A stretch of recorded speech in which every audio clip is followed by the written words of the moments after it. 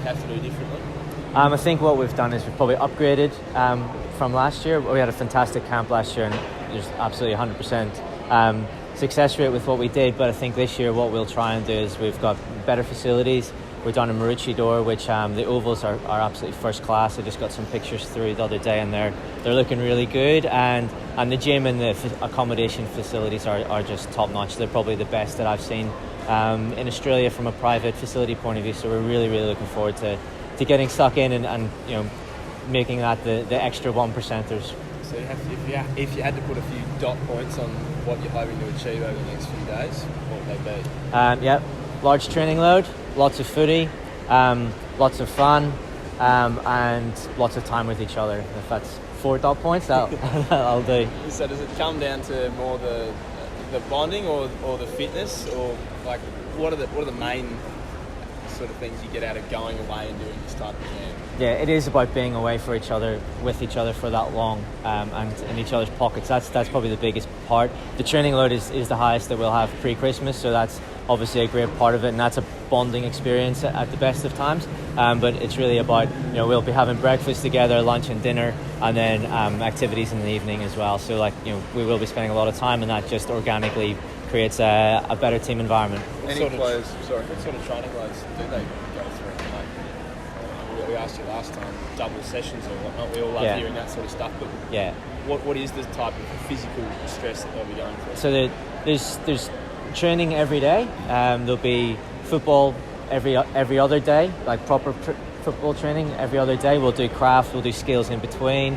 There'll be individual running sessions, but we try and get as much of the running done in the main training sessions as possible. So throughout the day there'll be 2, maybe 3 sessions that they'll go through, alongside education sessions and game plan stuff, as well as the more bonding experiences at night time as well. How much does the load vary from what you'd be able to do here, mate? A little bit more, because we're together.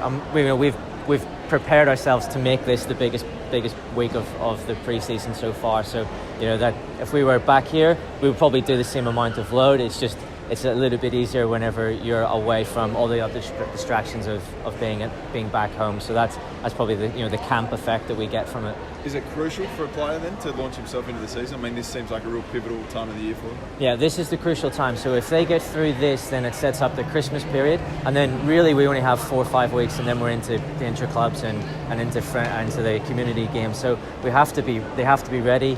They have to hit January very, very hard, and this is the key cornerstone of that, making sure that they get into Christmas in good shape, which then catapults them out the other end. Do you have any players who are unable to do this at all, or some that are doing it on a limited capacity? Yeah, well, we've got the guys that started off the pre-season limited capacity. So you've got your Jack Watts and Hamish Hartlets of the world who are coming back from post-season surgery, but they're in fantastic shape, and hopefully we'll get them into drills and we get them integrated into as much as we can throughout the pre-season. Loki had a bit of surgery too. Sorry, Sam.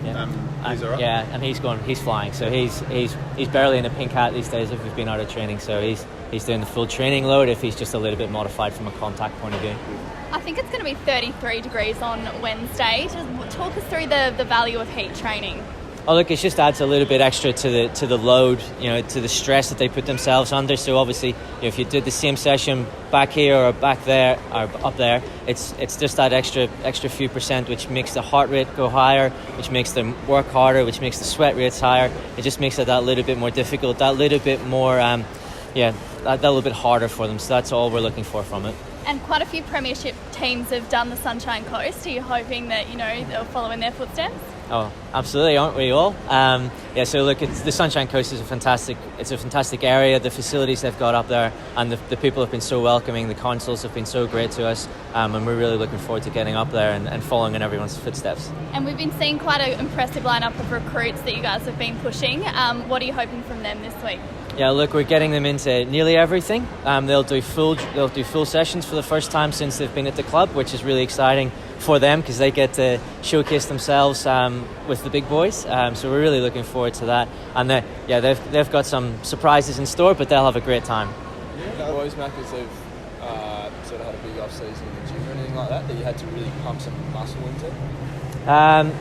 Look, not necessarily really targeted them, but if you look at the shape of Connor now that he's coming back in, he's just going to keep on developing as he gets more pre-seasons under his belt. But he's just, he's looking very exciting already as one of those guys that probably needed to put on a little bit. He's doing a great job.